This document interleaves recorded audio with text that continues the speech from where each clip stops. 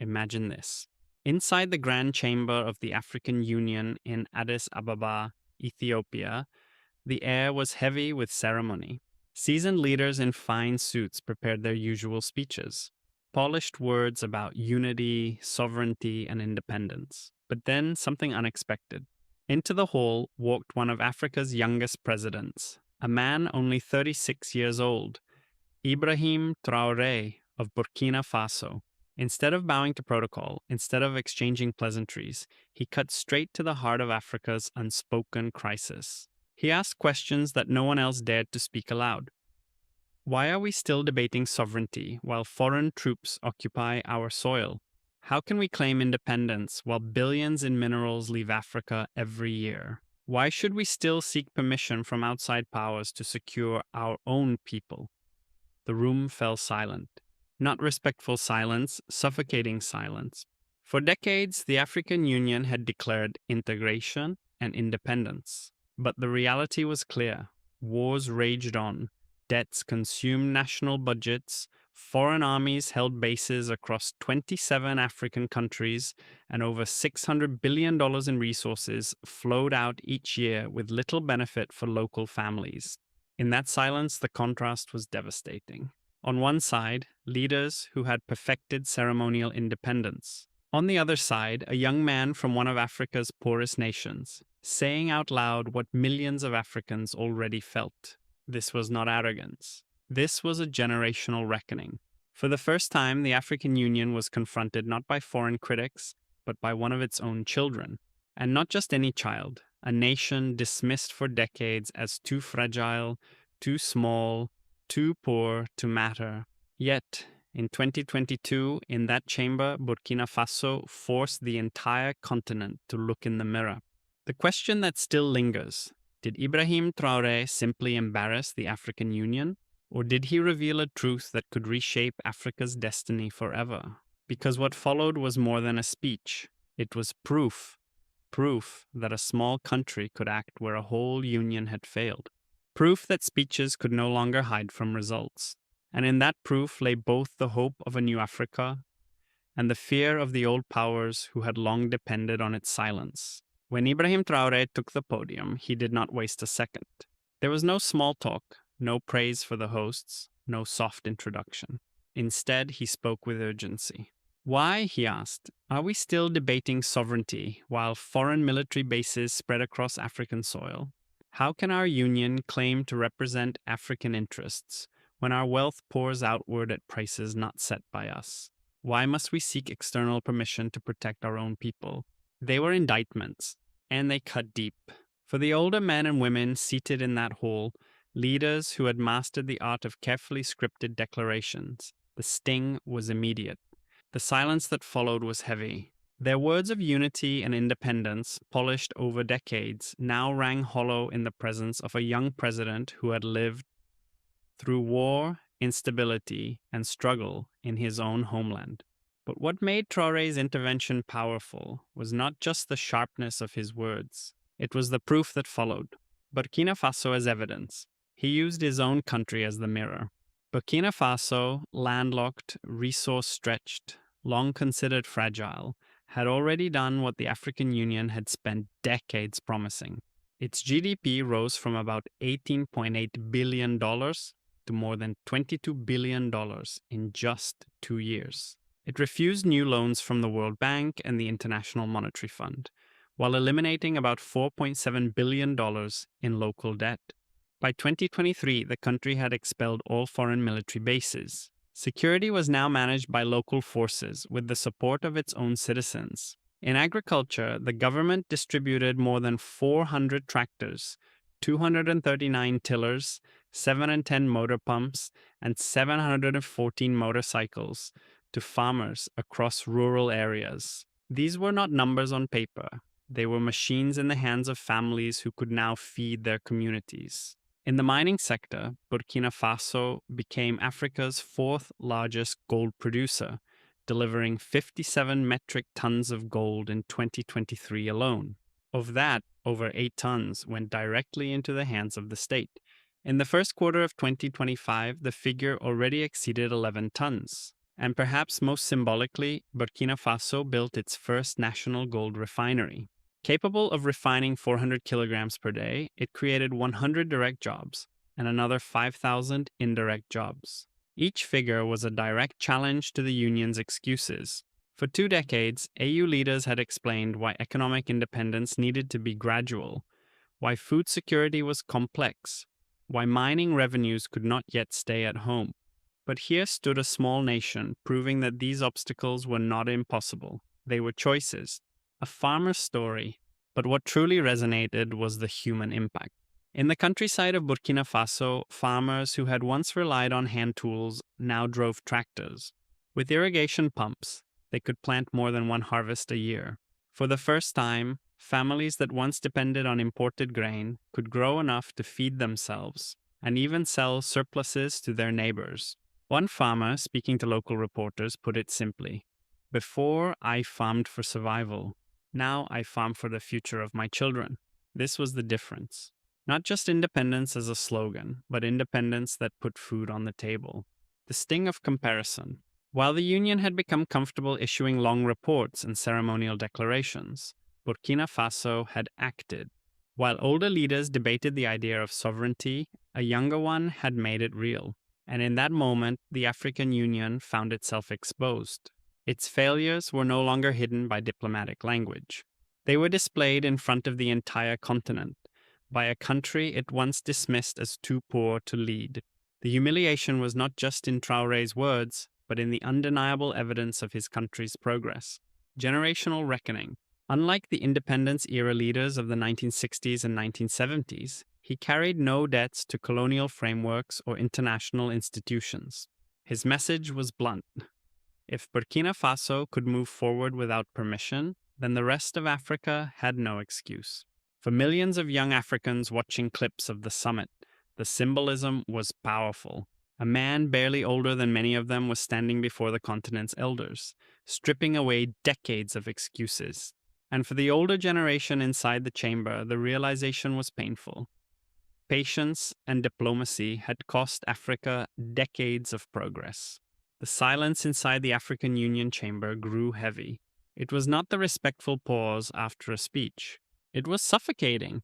For the seasoned leaders in the room, men and women who had spent years perfecting the language of diplomacy, Ibrahim Traoré's blunt questions had cut to the bone. Their carefully written statements about sovereignty and integration now sounded empty. The humiliation was clear, not simply that the Union had failed, but that its failures had been revealed by one of its smallest members, a nation of barely 22 million people. What stung most was the contrast. The Union had promised progress for decades, but it was Burkina Faso, once dismissed as weak and unstable, that had expelled foreign military bases, raised agricultural production, built its own refinery, and kept mining wealth at home. Traoré's words carried force because they came with proof. The message was devastating. If Burkina Faso could act with limited resources, then Africa's larger nations had no excuse for delay. The humiliation was not just rhetorical, it was generational. At 36 years old, Traoré represented a new wave of African leadership unburdened by colonial-era compromises. He did not owe legitimacy to foreign capitals, and he was not afraid of upsetting long-standing arrangements. Older leaders, many in their 60s and 70s, suddenly looked outdated. Their patience, their gradualism, their ceremonial independence, all seemed hollow when set beside the tangible results of Burkina Faso. For ordinary Africans watching from home, the symbolism was striking. Here was a leader their own age daring to say what others had avoided for decades. The impact spread quickly across the continent. Clips of Traoré's speech were shared from Bamako to Lagos, from Kinshasa to Johannesburg. In Mali and Niger, where juntas had also expelled foreign troops, citizens cheered Burkina Faso as proof that local security could work. Crowds marched carrying banners reading, "Sovereignty now, not tomorrow." In Nigeria, students at the University of Lagos organized forums asking why Africa's largest economy still relied on foreign oil companies to refine its crude, when Burkina Faso had managed to build its own gold refinery. In South Africa, mining unions demanded greater control of platinum revenues, inspired by Burkina Faso's insistence that its gold profits stay home. In Senegal and Ghana, opposition politicians quoted Traoré in parliamentary debates, questioning why their governments continued paying large dues to the AU while seeing little return. The effect was electric. For ordinary Africans, the African Union suddenly looked out of touch, while a small Sahel nation looked like the model of true independence. The ripples did not stop at Africa's borders. In Washington, policymakers expressed concern. For years, the US had relied on military bases in the Sahel to support counterterrorism operations. But Burkina Faso's expulsion of foreign forces in 2023, followed by a surprising degree of local stability, raised an uncomfortable question. If one of the poorest countries in the region could secure itself without foreign troops, why not others? For American investors, another concern loomed. Burkina Faso's decision to keep more than 11 tons of gold revenues within state control by early 2025 meant billions of dollars were no longer flowing to international corporations. If other African nations followed suit, global mining profits would face a serious shift. In Paris, the reaction was sharper. France had long relied on defense agreements, military bases, and the CFA franc currency zone to maintain influence in West Africa. Yet here was Burkina Faso, a former colony, breaking away, asserting sovereignty while still managing economic growth. French media alternated between disbelief and alarm. In Moscow and Beijing, the message was spun differently. Russian commentators praised Burkina Faso's rejection of foreign bases as a victory against neo-colonialism. Chinese outlets highlighted its infrastructure investments funded through resource revenues rather than external debt. Both countries saw opportunity where the West saw disruption. Back in Africa, the most enduring image was not of the Union's elders defending themselves. It was of a young man standing tall, asking questions no one else had dared to voice. Murals of Traoré began appearing on city walls from Bamako to Kinshasa. Students studied his speech not as mere rhetoric, but as a manifesto for a new African century.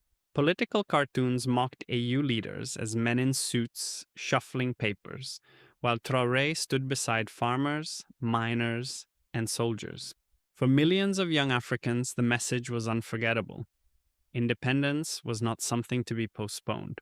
It was something to be seized. The chamber in Addis Ababa had witnessed humiliation. But beyond humiliation lay a deeper question, one that would not fade. Was Ibrahim Traoré's defiance just a moment, destined to fade like so many bold declarations before?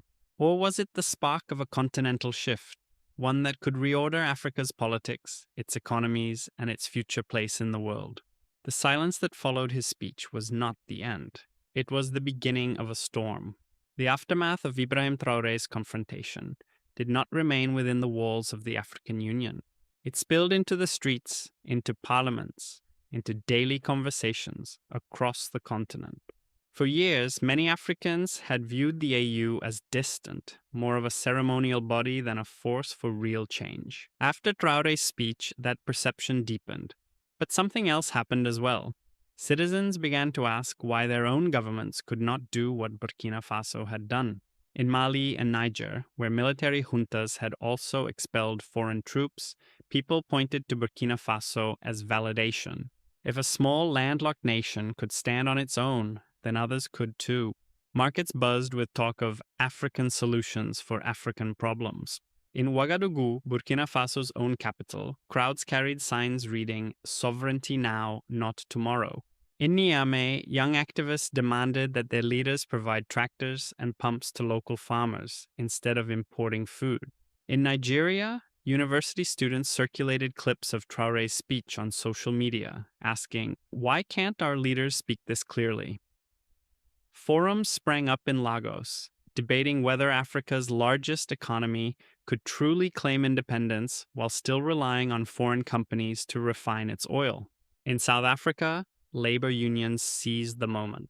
They argued that if Burkina Faso could refine its own gold, then South Africa should demand the same for its platinum. Workers held demonstrations calling for mining wealth to remain at home instead of flowing abroad. The phrase, "look at what they achieved," became a rallying cry across different countries. The effects were not only cultural, they were political. In Senegal, opposition leaders quoted Traoré's words during parliamentary debates, pressing the government on its reliance on foreign security partnerships. In Ghana, radio commentators openly questioned whether membership dues to the AU, millions of dollars each year, were worth paying if the organization could not match the achievements of a single small country. In Congo, activists demanded a review of cobalt contracts with multinational firms, citing Burkina Faso's renegotiations as evidence that African nations could indeed take control. Within weeks of the summit, leaders across Africa found themselves cornered by questions they could no longer easily dismiss. Why had the African Union failed to deliver results in over 2 decades? Why could Burkina Faso achieve in 2 years what a continental body of 55 nations had not achieved in 20? The African Union now faced a growing legitimacy crisis. Inside its secretariat, reformists pushed for bold changes, arguing that unless the Union embraced true sovereignty measures, it would lose its last credibility. But entrenched elites resisted, fearful of upsetting external partners and long-standing arrangements. This created a widening rift between those who wanted to preserve the status quo and those who saw no future in it. For ordinary people, the symbolism was unmistakable. The AU appeared out of touch, defending ceremonial independence, while Burkina Faso represented real, lived independence. Cartoonists captured the contrast in biting images. AU delegates in suits clutching papers, while Traoré stood beside farmers and miners. The message was clear. One man and one small nation had done more to shape the public imagination than decades of AU summits combined. The change was not only in politics, but in everyday lives. In Burkina Faso, farmers harvested bigger yields. Local gold workers gained jobs at the new refinery. Communities saw investment in infrastructure that previously felt impossible without foreign loans. For people across the continent, these examples were more than headlines. They were possibilities. For a mother in Dakar trying to afford imported grain, the idea that her country could equip farmers like Burkina Faso was powerful. For a miner in Katanga, the dream of seeing cobalt wealth remain in Congo no longer felt like fantasy. The dignity of self-reliance, once considered too distant, was suddenly visible. What unfolded was more than a political debate. It was a cultural and generational divide. For older leaders, Traoré's boldness seemed reckless, even dangerous. They feared the instability that might come from severing ties with foreign powers too quickly. For younger Africans, those under 40, the tone was entirely different. They saw in Traoré a mirror of their frustrations and their hopes. He had dared to say the words they had long carried in silence. We do not ask permission to be free. Across Africa, a deeper question began to form. Was Burkina Faso's path sustainable? Could a small, fragile nation truly maintain security and growth without leaning on the traditional powers? Or would its example prove that Africa had been held back more by fear and hesitation than by lack of capacity? The storm had been unleashed, but the answer was still to come. From Washington to Paris, from Moscow to Beijing, the world was watching. Ibrahim Traoré's defiance at the African Union Summit was not just an African story, it was a global disruption. For the United States, Africa has long been viewed through 2 lenses: security and resources. The Sahel region, stretching across West Africa, has hosted American military installations for counterterrorism operations. These bases were presented as indispensable for stability.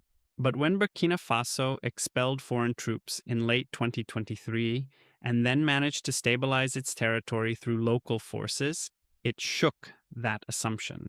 If one of the poorest nations could secure itself without outside armies, what did that say about the US? Strategy in the region? Economically, Washington also felt unease. In 2023, Burkina Faso produced over 57 tons of gold, with more than 11 tons already retained domestically by early 2025. That meant billions of dollars that once flowed through international corporations were now redirected to the state and its people. If larger African economies followed this example, American investors with stakes in multinational mining companies could face major losses. Diplomatically, there was another challenge. For decades, U.S. engagement in Africa relied heavily on working through central frameworks like the African Union. It was easier to manage one institution than 55 separate nations. But Traoré's message resonated with younger leaders. If more of them chose sovereignty over ceremony, Washington would face a fragmented landscape of determined governments, each asserting its own interests. In France, the reaction was sharpest. A former colonial power, Paris relied on military agreements and the CFA franc system to maintain influence. Burkina Faso's breakaway was not just symbolic, it was a direct challenge to French authority in West Africa. In Russia and China, the developments were framed as opportunity. Russian commentators praised the expulsion of foreign bases as a victory over neocolonialism. Chinese outlets highlighted infrastructure growth funded not by debt spirals, but by redirected resource revenues. But perhaps the most important reaction was not in foreign capitals, but in Africa itself. For the first time in decades, a story from Africa was not about dependency, but about sovereignty. Not about fragility, but about dignity. And the question for the world was clear.